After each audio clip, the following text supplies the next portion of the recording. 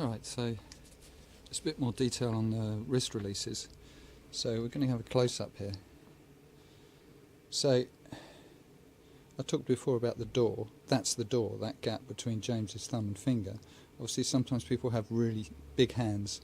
I'm thinking of perhaps a young woman with a big man, or a child, a parent working with a child.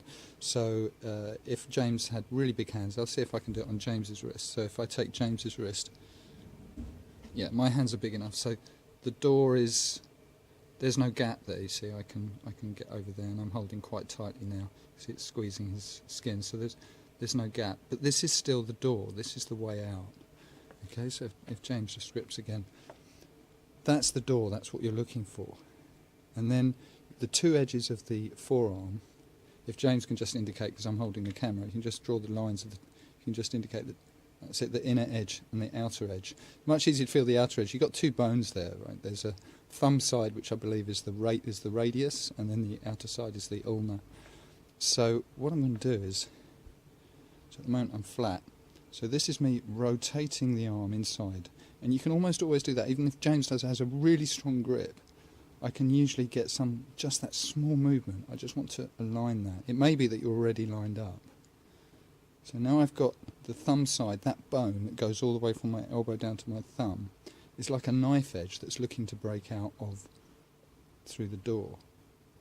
Okay, now we're going to look at the lever. So if James just lets go for a minute, if you can just hold his hand up just in this shape like that.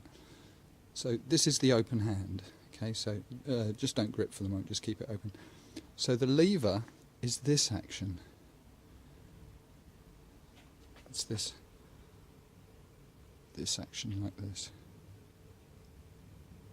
You might do it this way. And the lever has a pivot point, and you can see my arm is resting here, so there's the pivot point. So I can press down on that as I make a circular movement. Some martial arts talk about just going in the direction of your thumb. It might be easier if I just said that. I'm just showing you like the mathematical sort of the lever action. And if James closes his thumb now, closes his hand, so instead of fighting against the door, which causes him to hold on, I'm actually going to press down with the lower part of my arm, and then the other part just comes out on its own. You see, and there's not much he can do to hold that. So there's the door. I rotate, so it's doing one direction, and I apply the lever force. If I pull up and fight it, it's not going to work. If I push down, that pushes into him at the same time. So I'm pushing down on the lower part here, that part, just close the grip, and then that comes out. So that's it. And that's there's only really two bits to it. Well, I suppose the 1, 2, 3 was know where the door is, 2 is rotate to get a knife edge, and 3 is find that lever. And as I said in the previous clip, the lever, working the lever, that's the work. That's where you're going to panic. That's where you're going to think it's not working. And there's all sorts of directions to take the lever. I could take the door the other way, so if just do this differently. So let's say I'm flat like this. This way is easiest, but if for some reason I want to be awkward and go this way, get the little finger side of my arm, so that's the ulna.